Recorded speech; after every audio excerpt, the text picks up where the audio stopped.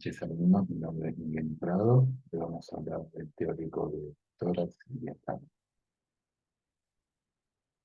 Como ya venimos hablando en teóricos anteriores de lo que es columna en su totalidad, ¿sí? Hoy nos vamos a evocar solamente a lo que es la región torácica y lo que atañe a costillas y el esternón. Como ya venimos hablando, la vértebra torácica tiene determinadas características las cuales son importantes para que se relacionen y articulen con cada costilla. En este caso, si vemos esta vista lateral de la vértebra torácica, vamos a ver que tiene carillas articulares para la cabeza de la costilla y para el tubérculo de la costilla. ¿Sí? Acá tenemos las patas articulares, la fosa espinosa, la transversa, el cuerpo vertebral, el pedículo. Esta es una vista desde arriba. ¿Sí? Vemos que estas son las fuerzas, la espinosa, ¿sí? La carga regular, que es redonda, y el cuerpo vertebral. Lo mismo la vértebra torácica vista lateralmente. Tenemos la espinosa, la transversa, la cabeza articular para el tubérculo de la costilla, para la cabeza articular para la cabeza. ¿Sí? Tanto la costilla superior como la costilla inferior. Me cuenta que se puede vertebral y acá tenemos el disco intervertebral, ¿sí? Mismo una vista axial, una vista lateral. Fíjense acá en la vista axial, en el lateral del cuerpo vertebral, las cabezas articulares para las costillas. Bien, eh, vamos a hablar un poquito de arqueología del esternón. Este es un músculo plano que está formado por tres partes: esternal, eh, cuerpo y lo que es la apófisis moides, ¿sí? Este manubrio esternal va a tener una horquilla que va a ser esta parte de arriba, ¿sí? Y una cabella articular para lo que es la clavícula. Esta cabella articular va a estar clasificada dentro de lo que es la diartrosis, encaje recíproco, ¿sí? Y tenemos acá la cabella articular para lo que es la primera costilla. ¿Sí? Fíjense en que en la vista lateral tenemos acá lo que son las cabellas articulares para las costillas, en realidad para los cartílagos costales, que son los medios de comunicación que van a tener estas costillas que van a venir proyectadas desde la columna, articuladas desde la columna hacia el esternón, se van a unir por medio de estos cartílagos costales. Vamos a tener un total de 7 costillas, acá, de 7 costillas, ¿sí? Que van a clasificarse en las 7 que van a ser verdaderas. Vamos a tener la octava, la novena y la décima falsas y la onceava y la doceava como flotantes. ¿Sí? Bien, hablando un poquito más del esternón, vamos a decir que tiene una cara anterior, una cara posterior, unos bordes laterales, que son los medios de unión a eh, estos cartílagos costales. ¿Sí?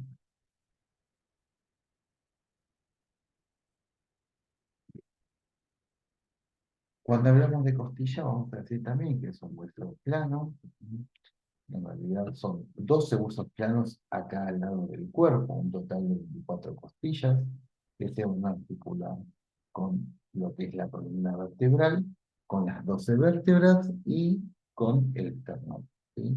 Como dijimos, no todas las costillas van a llegar al esternón, ¿sí? Solamente las primeras 7 costillas. Las restantes eh, de la octava a la décima se van a articular con el cartílago costal, la séptima costilla, y la onceava y doceava no van a articularse con ningún cartílago de las anteriores mencionadas. Fíjense que acá están marcadas como costillas verdaderas, falsas y flotantes. Acá tenemos el gráfico que describe un poquito lo que marcamos recién, ¿sí? Los niveles de las costillas, cuáles son las verdaderas, cuáles son las flotantes, cuáles son, digamos, las falsas y las flotantes, ¿sí?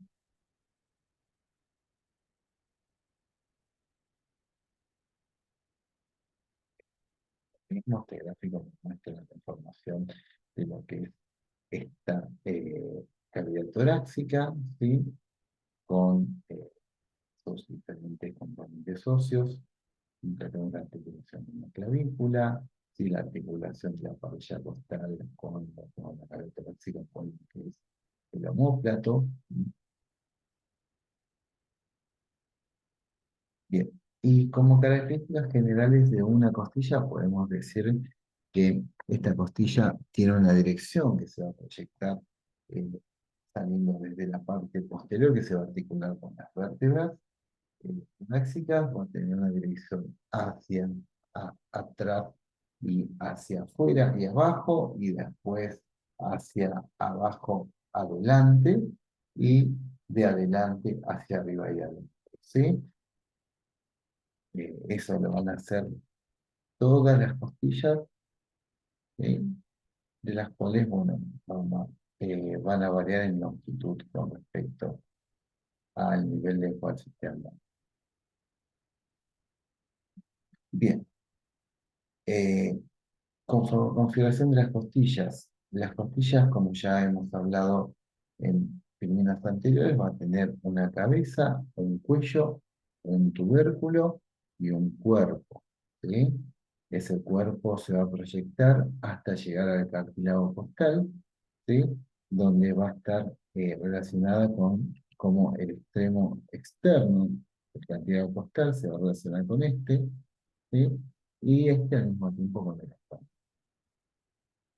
Acá tenemos las partes de la costilla, la cabeza, el cuello, el tubérculo, el cuerpo y su relación con lo que es el cartílago costal. Bien, si tenemos que hablar de la primera costilla, podemos dar ciertas características de esta que las hacen únicas, ¿sí? Como en la cara superior va a presentar lo que es el tubérculo del músculo escaleno anterior, llamado diafragma, ¿sí?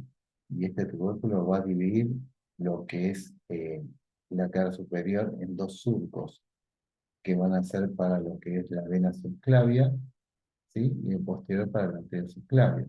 ¿Sí? Y también va a prestar inserción lo que es para lo que es el músculo subclavio. ¿Sí? Bien. El tramo posterior que presenta la cara articular, pam, pam, pam, pam. Bien, esta es la primera costilla, cabeza, cuello, tubérculo posterior, ¿sí? Acá tenemos los diferentes reparos óseos, ¿sí? El cuerpo, ¿sí? Los surcos que dijimos para la vena y la arteria subclavia, el tubérculo para el escaleno anterior, ¿sí? Acá se va a articular con el capítulo, ¿sí?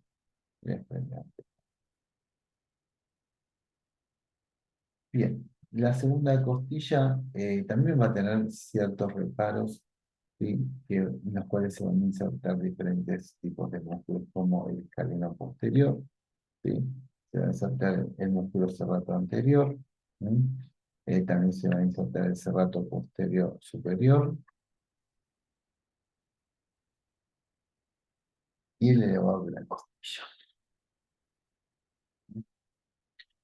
En la de la costilla no van a presentar un tubérculo, si la cabeza es la que se va a articular con las costillas. Tampoco presentan campeones costales. Esta es la segunda costilla. Comparten casi las mismas características, cabeza, cuello, tubérculo, ¿sí?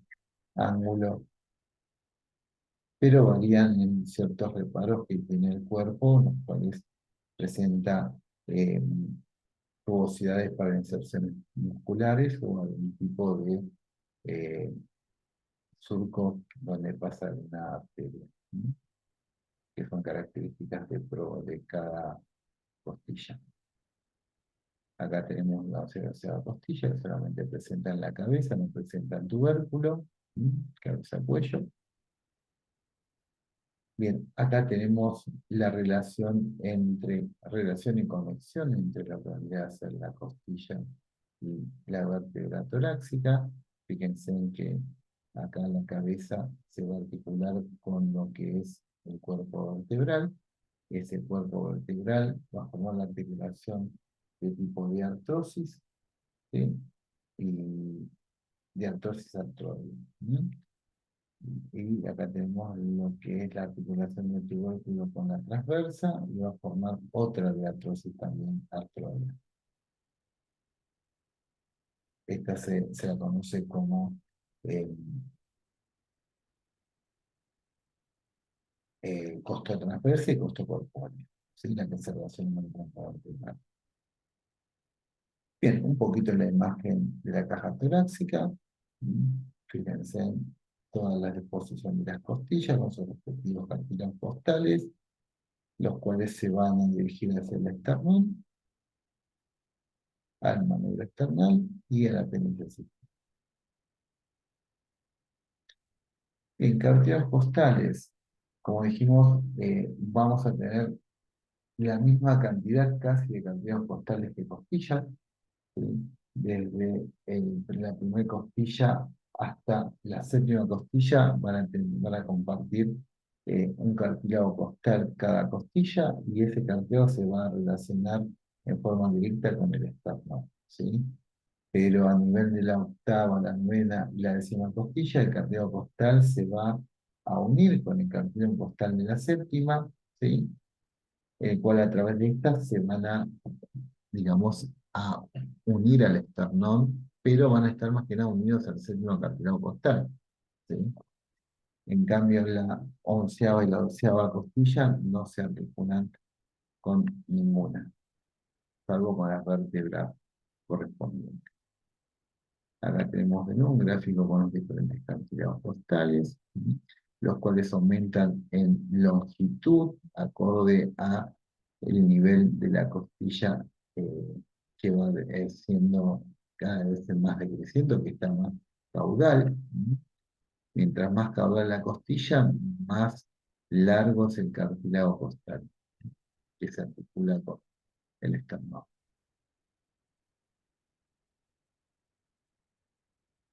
Bien.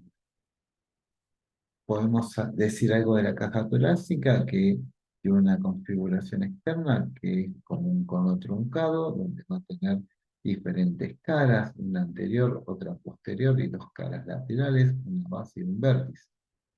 Esta base va a estar, digamos, formada por lo que es el diafragma y el vértice por lo que es el opérculo torácico.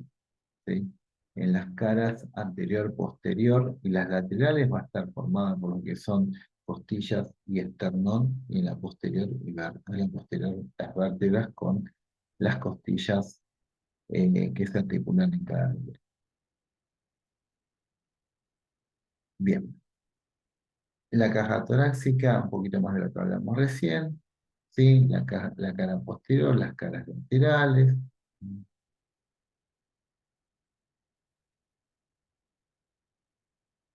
algunas características que presentan cada una.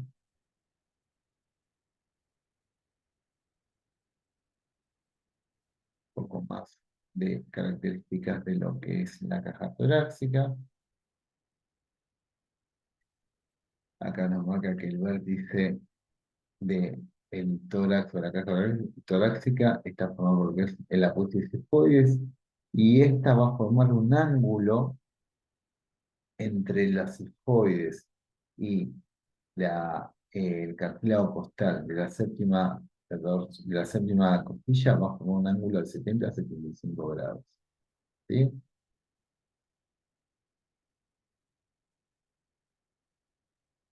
Que sería esto con esto. ¿Mm?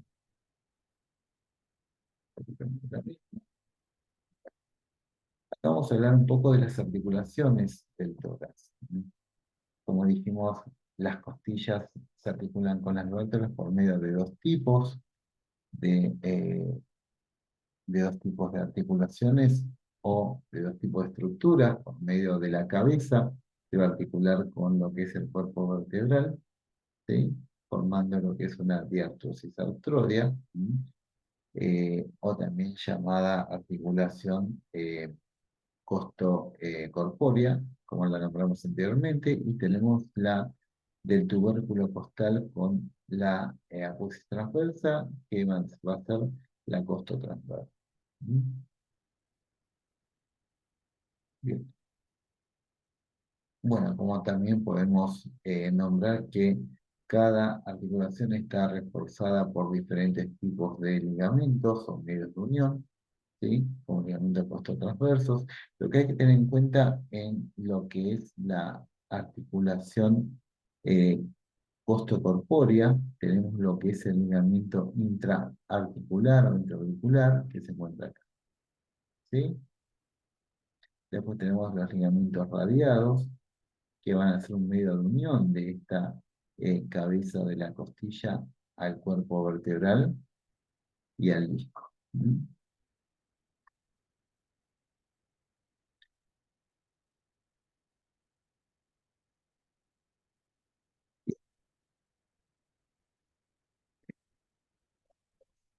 Más de las costas transversas, los medios de unión, la cápsula reforzada por dos ligamentos, ligamento costo transverso lateral, ¿sí? Y ligamento costo transverso inferior. ¿Sí? Recuerden, en lo que nos interesa a nosotros, más que nada es que sepan el nombre de los ligamentos, no nos interesa la inserción del mismo, ¿sí? Y nos interesa las inserciones musculares, ¿sí? Como para que tengan en cuenta a la hora de hacer resumen de los libros.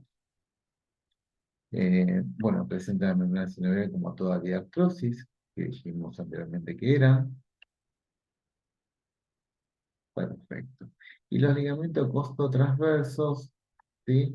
Se van a dividir en cuatro. Los que vamos a ver son los ligamentos costotransversos, los costotransversos superiores, los ligamentos cérvico-laminar y ligamentos cérvico-meniscal, ¿sí?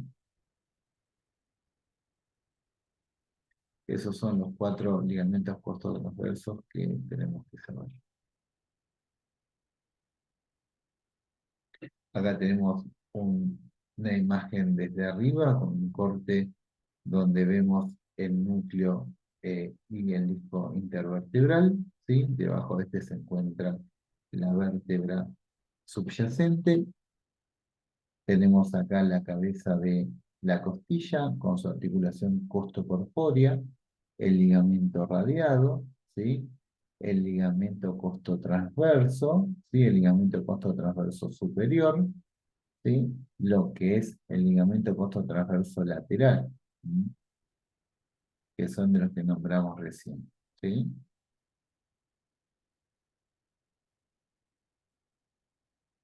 Bien, esto es un poquito más de lo que venimos nombrando ya desde el inicio de este teórico. Bien, articulaciones costocondrales y articulaciones intercondrales. Bien, lo que podemos decir de este tipo de articulación, más que nada, es que relacionan lo que son las costillas con los cartílagos. Dijimos que esta era la continuidad de la costilla hacia el esternón, ¿sí? Entonces, lo que va a hacer este cartílago es unirse a la costilla para luego unirse al esternón y terminar de formar esta cavidad torácica.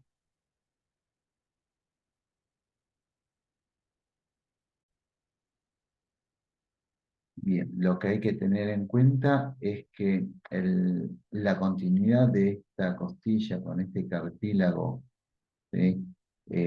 Va a ser un medio de unión de continuidad del periósteo con el pericóndrio, ¿sí? Bien, otra característica que tenemos que tener son las intercondrales. En estas intercondrales, la relación va a ser entre cartílago y cartílago, ¿sí? Ese cartílago va a estar unido mediante un manguito capsular que va a ser su medio de unión, que va a estar reforzado por haces fibrosos, ¿sí? En este caso se uniría el pericondrio con pericondrio. Y tendría una membrana sinovial que tapizaría esta cápsula. Si vemos acá el gráfico, este sería, ¿sí?, los intercondrales. ¿Mm?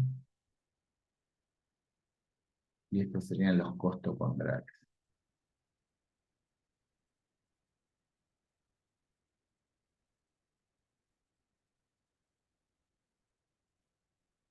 Un poquito más de parrilla costal, cartílagos costales, articulación costocondrales. Que serían.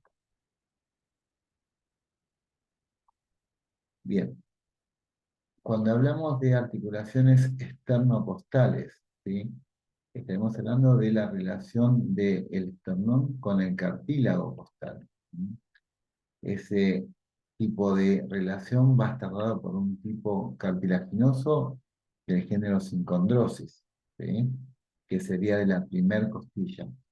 De la segunda a la séptima estamos hablando de un tipo de diartrosis plana o artrodias, ¿sí?, las cuales van a estar separadas, ¿sí?, por un ligamento intercondral o interóseo, intracapsular, intraarticular, ¿sí?, que ese va a estar dispuesto entre la segunda y la séptima costilla. Fíjense acá en este gráfico tenemos este ligamento, ¿sí?, que va a estar acá, que va a dividir la articulación en dos. Costocondral, articulación esternocondral, articulación intercondral.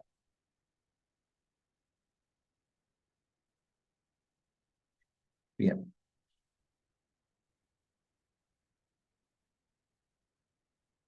un poquito más de la esternocostal, ¿sí?, que va a estar reforzada por ligamentos anteriores y posteriores,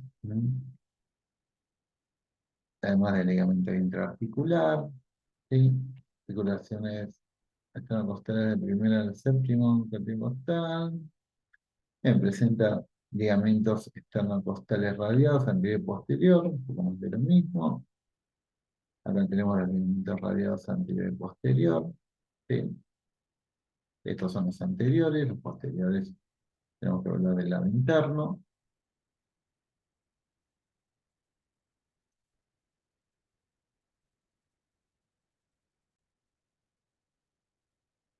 Bueno, acá me está hablando de que eh, los cartílagos costales se van a unir con las cispoides por lo que son ligamentos postocifoideos, ¿sí?, que van a entrecruzarse entre los opuestos de cada lado, del lado opuesto, y después van a marcar un poco lo que es las articulaciones del esternón. El manubrio con el cuerpo, con una apéndice cifoide, va a estar relacionado por un tipo de articulación de tipo sínfisis, ¿sí?, la sínfisis del manubrio esternal y la sínfisis cifoideo-esternal, ¿sí?, que vendría a ser la articulación del cuerpo del esternón con la apófisis cifoides, que están unidas por fibrocartílago, que con el tiempo se van osificando cuando vamos llegando a la edad adulta y a la vejez. Bien, vamos a hablar un poquito de músculos del tronco.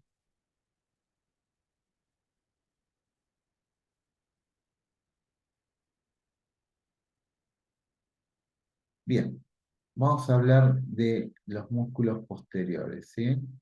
Bueno, primero los músculos del tronco, vamos a hablar del grupo posterior, se vienen en cuatro planos, que se describen de profundo a superficial. Pero no vamos a nombrar a todos, ¿sí? Vamos a nombrar algunos que incumben para este teórico. Bien, tenemos el romboides mayor y menor. Bueno, el romboides mayor y menor son músculos que se encuentran en la parte posterior, que unen lo que es el raquis con la escápula. Van a estar dispuestos desde lo que es la pubis espinosa de la séptima cervical, las cuatro primeras torácicas, ligamentos interespinosos, como también del ligamento nucal, ¿sí?, desde acá hasta la cuarta torácica. De ahí se van a proyectar hacia el borde interno de la escápula. ¿Mm? Este romboide se va a dividir tanto en mayor como menor. El menor va a estar dispuesto desde lo que es ligamento nucal y la séptima cervical hasta el ángulo superior o supraespinoso, ¿sí? De lo que vendría a ser la escápula, ¿sí? Y lo que es el mayor va a estar dispuesto desde la espina de la escápula por todo el borde interno hasta el ángulo inferior.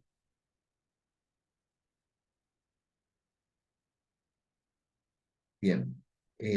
Funciones de este músculo, ¿sí? Lo que hace es elevación, abducción de la escápula, ¿sí? Y lo que hace acerca, desciende el muñón, el romboide mayor, ¿sí? Se contrae desde acá y lo que hace, rota esto en este sentido, ¿sí? Donde hace que el muñón descienda, ¿sí? Porque el ángulo inferior va a ir hacia adentro y hacia arriba, por ende esto va a tender a descender. Es como un círculo en esta dirección, ¿sí? Bien, trapecio. Trapecio es un músculo bastante extenso, ¿sí? Que se proyecta de lo que es la protuberancia occipital externa, ¿sí? La línea nucal occipital superior, ¿sí? Por todo lo que es aponesia espinosa y ligamento nucal, desde hasta C7, ¿no? Hasta C7, y o séptima cervical, y de ahí lo que va a hacer es proyectarse hacia las 10 primeras costillas, costillas hasta las 10 primeras vértebras torácicas. ¿Sí? Disculpen, ya a esta altura de la noche ya estoy medio dormitando. Hasta las 10 primeras vértebras torácicas. ¿Sí? Y sus respectivos ligamentos interespinosos. De ahí lo que va a hacer es, se va a proyectar hacia la escápula, hacia lo que es el borde superior de la espina de la escápula, borde interno de lo que es el acromio, ¿sí? Y el tercio externo y anterior de lo que es, borde anterior de lo que es la clavícula, ¿sí? Esa va a ser la proyección del trapecio. Bueno, funciones del trapecio y depende qué fibra se contraiga, ¿sí? Si se contrae el trapecio, la parte superior, lo que va a hacer es tomando punto fijo a nivel clavicular, va a inclinar la cabeza y la va a rotar heterolateralmente, ¿sí? La va a rotar en sentido opuesto, ¿sí? A la cara, ¿sí? Ahora, si tomo a punto fijo acá, lo que va a hacer va a elevar la escápula, ¿sí? Como si no, el que me importa.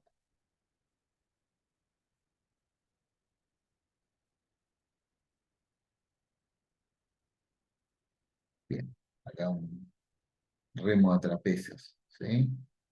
Fíjense cómo eleva, se contrae y eleva lo que es la escápula. Bueno, acá te marca las porciones de trapecio, una porción superior, una porción media y una porción inferior. Obviamente que cada porción va a tener diferente tipo o va a influir en un determinado movimiento sobre esa escápula. Eso lo vamos a analizar un poquito más en biomecánica.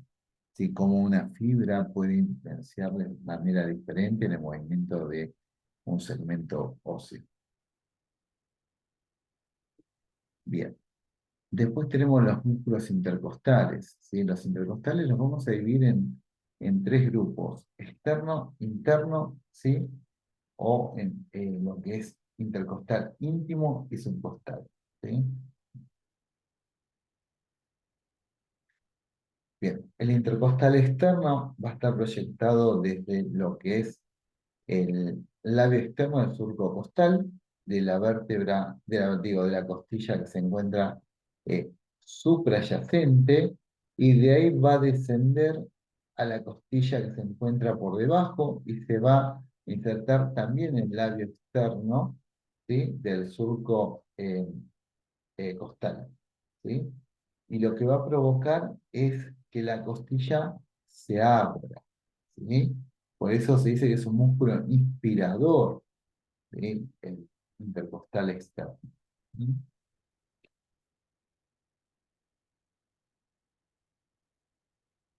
Bien, músculo corto elevador de la costilla, ¿sí? Músculo intercostal interno, ¿sí? Este se va a insertar en la lengüeta media, ¿sí?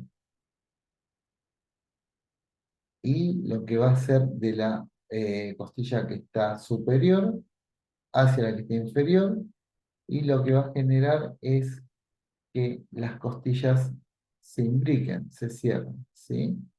Eso va a hacer que expire, digamos, en la contracción, se va a convertir en músculo expirador, respiratorio. Va a deprimir las costillas.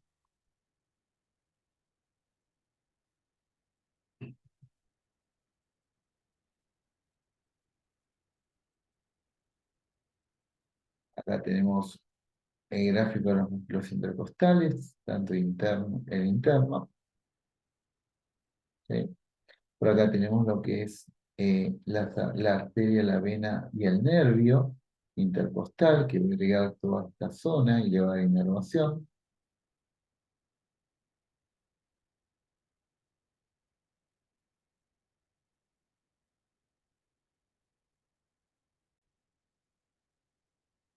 Bueno, acá tenemos el músculo intercostal íntimo y subcostal.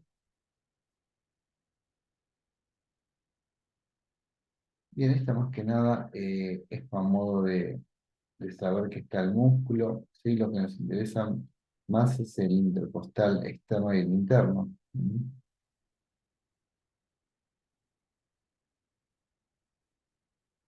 El costal es la proyección,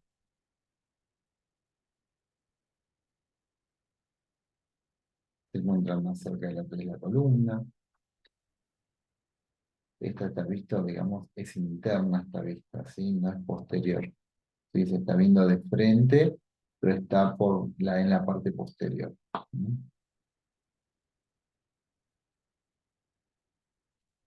Costales, de inserción.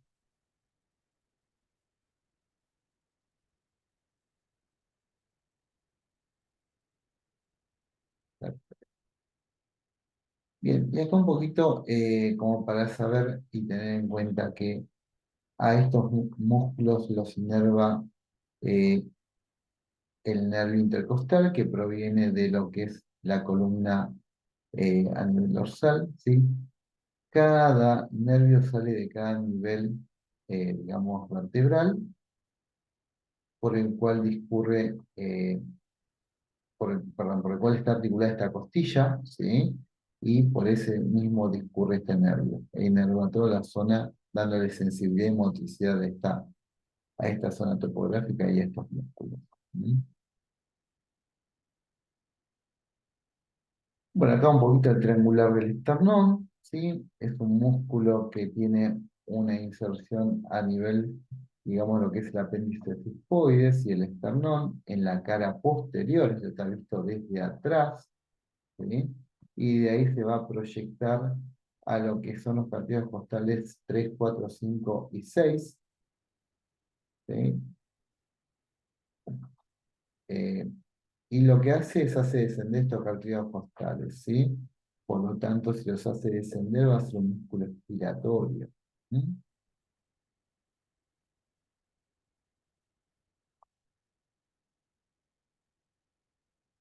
Bien, músculo diafragma.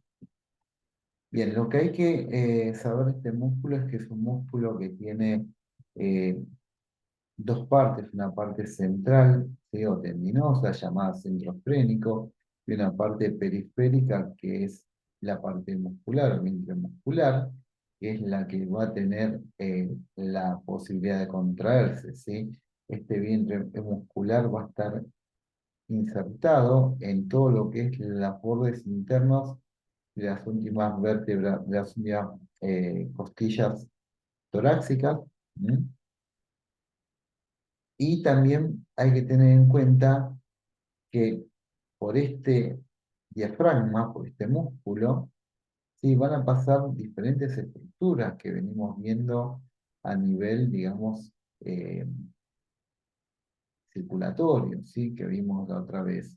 La aorta, ¿se acuerdan que cuando hablamos de la aorta, hablamos de que tenía un nombre acorde a un nivel y ese nombre cambiaba. Bueno, el nivel de corte va a ser el diafragma. ¿Sí? El diafragma va a decir que hasta acá, ¿sí? Se va a llamar aorta descendente, ¿sí? Y del diafragma para abajo se va a llamar aorta torácica, ¿sí? Fíjense en que esta es la aorta, ¿sí? O el hiato aórtico. Este es el esófago, por donde pasa toda la comida y va al estómago, o el hiato esofágico. Y este es el hiato de la vena cava inferior, ¿sí? Estos son los pilares del diafragma. Tengan en cuenta que se van a entrecruzar para agarrar esta aorta, abrazarla y fijarla bien en la parte anterolateral de, de la columna, ¿sí? Más que nada orientada hacia el lado izquierdo de las vértebras, ¿sí?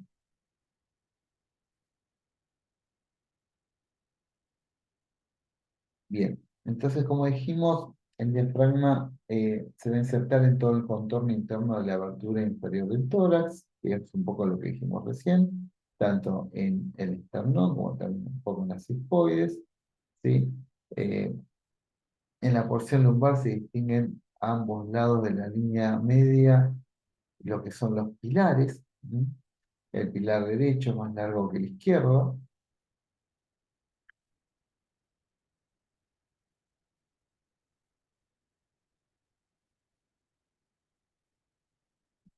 poquito más de pilares.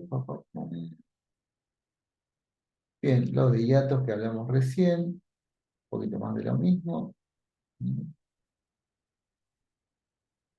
Acá tenemos un gráfico que nos muestra la inserción del diafragma, con el entrecruzamiento de fibras musculares que forman los pilares,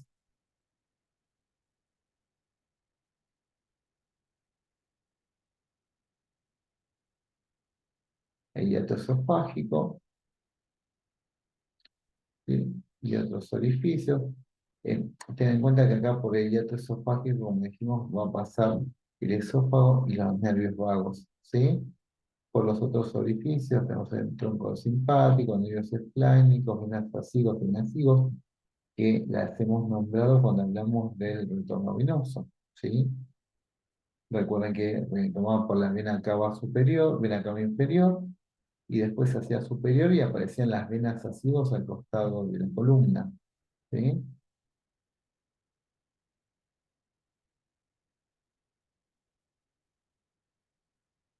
Bueno, la acción del diafragma. Bueno, eh, lo que hay que tener en cuenta es lo siguiente, el diafragma es el músculo inspirador primario, ¿sí?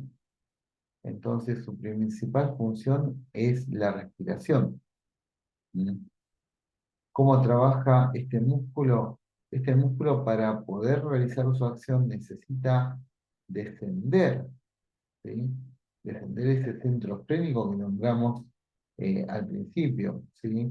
Si recuerdan, dijimos que tenía dos porciones, una es el centro frénico y en la periferia tenía músculo. Ese músculo, ¿sí? Se va a contraer y va a hacer que ese centro frénico descienda, aumentando su diámetro vertical, ¿sí? Eh, y al descender, lo que va a hacer es que llegue a contactar con las vísceras, las comprima, y esa compresión va a hacer que las costillas se eleven, ¿sí? Al elevarse esas costillas, van a aumentar su diámetro transversal y antero-posterior. ¿Eh?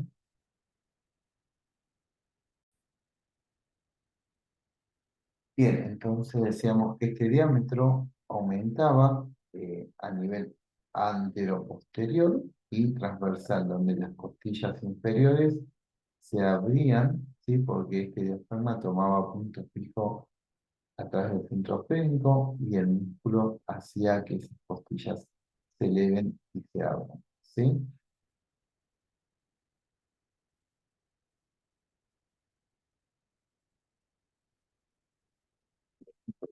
Mismo. Bien. Esto tiene que ver con la presión que ejerce eh, el diafragma sobre los órganos o sobre las físulas abdominales.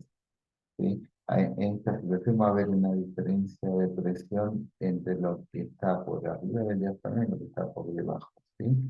Cuando el diafragma se contrae, lo que hace es aumenta lo que sería la presión negativa dentro del tórax, ¿sí? Por eso entra el aire al pulmón, ¿sí?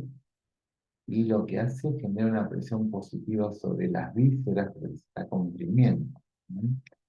Lo que hay que tener en cuenta, ¿sí? Es que la inspiración, ¿sí? Es activa y la expiración es pasiva. ¿Sí? Yo cuando tomo aire hago una contracción diafragmática, pero cuando largo el aire hasta el punto de equilibrio, ¿sí? Es pasiva. Y después, si quiero alargar el aire más allá de eso, se convierte en activa, ¿sí? Necesito contraer músculos expiratorios. ¿Mm?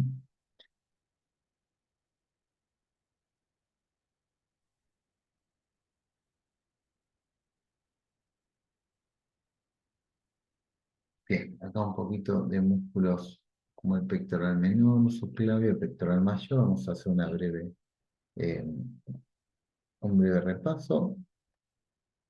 Tenemos el músculo subclavio, dijimos que se inserta va desde lo que es la clavícula, ¿sí? La cara inferior, ¿sí? Donde tiene un reparo óseo propio de este músculo, hacia eh, la primera costilla en la cara superior, ¿sí? Bien, en lo que es este inervado por el medio subclavio del plexo braquial, este musculito. Acá tenemos el subclavio. Bien, vamos al pectoral menor.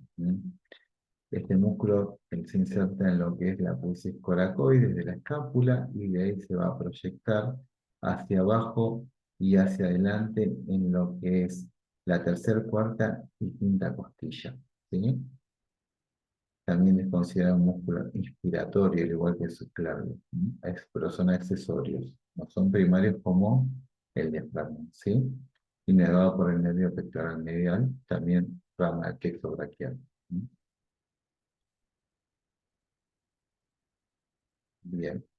Pectoral mayor, si es un músculo que tiene una inserción a nivel proximal, a nivel del tercio medio y, e interno del borde anterior de la clavícula, ¿sí?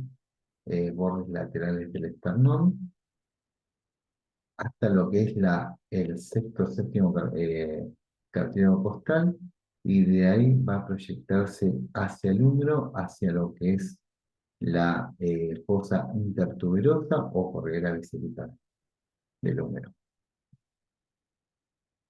Lo que este músculo está inervado por el nervio pectoral lateral, rama del plexo braquial. Bien, el músculo serrato anterior, ¿sí? Es un músculo que tiene varias digitaciones, se va a insertar en las primeras 10 costillas, en su cara infraexterna, ¿sí? Y de ahí se va a proyectar hacia lo que es el borde antero interno del escápula, ¿sí? Este músculo lo que va a hacer va a ser un músculo colaborador en la inspiración, ¿sí? La respiración. ¿Mm?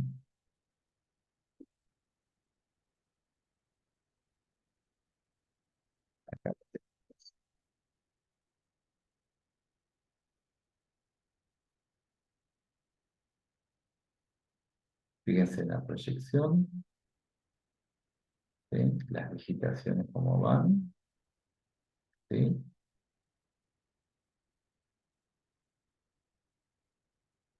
Fíjense que por la exposición que tiene es un músculo inspiratorio, ¿sí? Eleva las costillas. Al inspirar, desde acá va tirando y va elevando las costillas, ¿sí? Bien. La debilidad de este músculo nos da lo que es una escápula alada, es cuando el borde interno de la escápula se despega del tórax, ¿sí? Fíjense acá. Ujú. Esto es un síntoma típico de escápula alada o de debilidad del cerrato, ¿sí? Porque la función del cerrato es mantener la escápula pegada al tórax, más allá de ser un músculo respiratorio, ¿sí?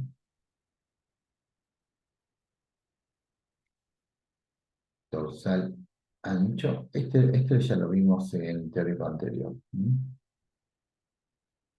Bien, un poquito más de lo que es figuras del diafragma. Fíjense la aorta, el esófago. ¿Mm? Esto vendría a ser el hiato y la vena cava. ¿Mm? Los pilares.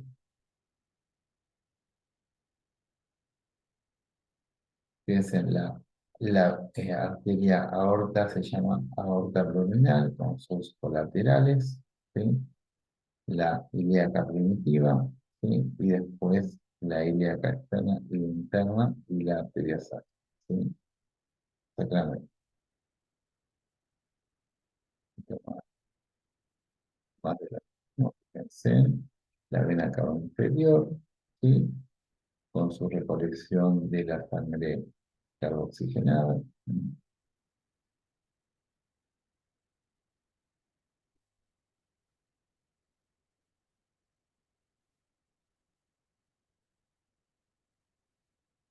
Bueno,